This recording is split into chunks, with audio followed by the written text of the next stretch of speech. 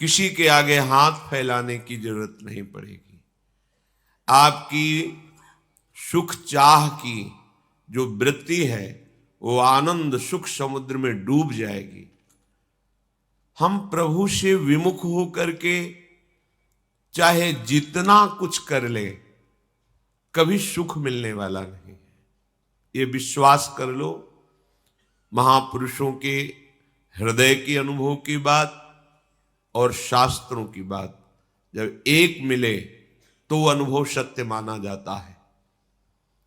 प्रभु से विमुख हो करके कुछ भी कर लो, ना आपको शांति मिलेगी, ना आपको सुख मिलेगा, ना आपको विश्राम मिलेगा। भागते ही रहोगे, इस जन्म से उस जन्म, इस योनि से उस योनि, इस लोक से उस लोक।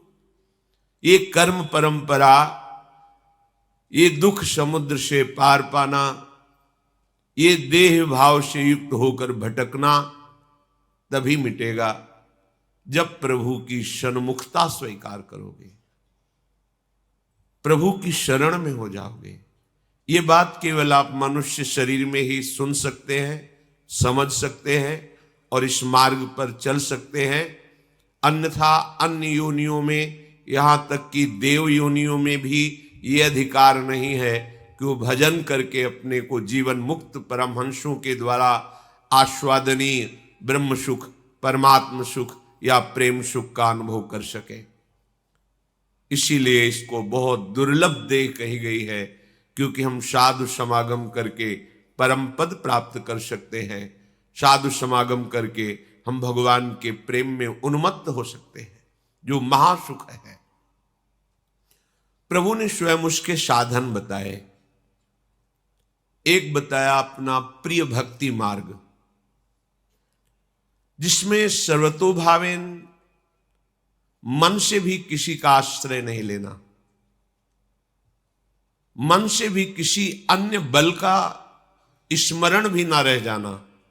अन्य बल जैसे शरीर बल, जन बल, धन बल, विद्या बल, नाना प्रकार की वृत्तियां, इनमें से किसी एक का भी बल आपके मन में ना हो।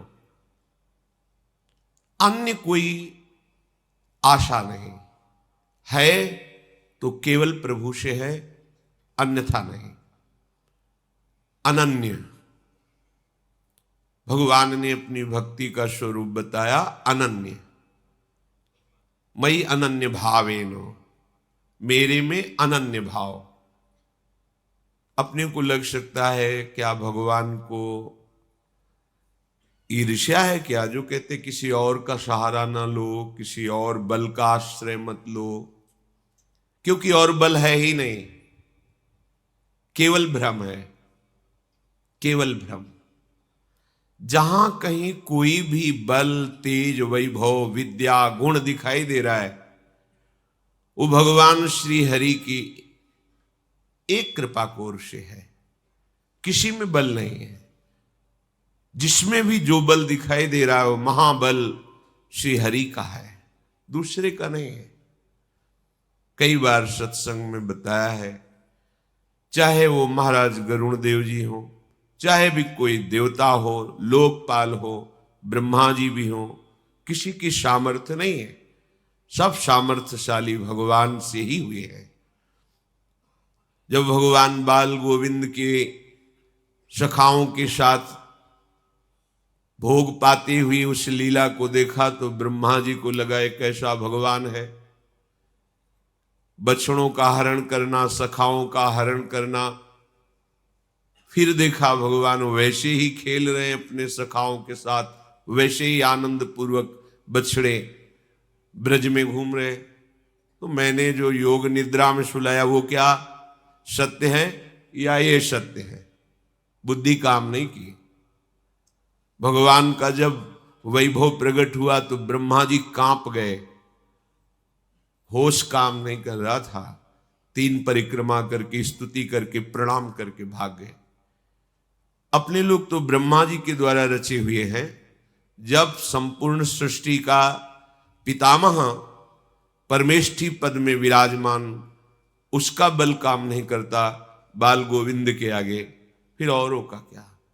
कोई कहीं भी बलशाली है तो इन्हीं से बलशाली है।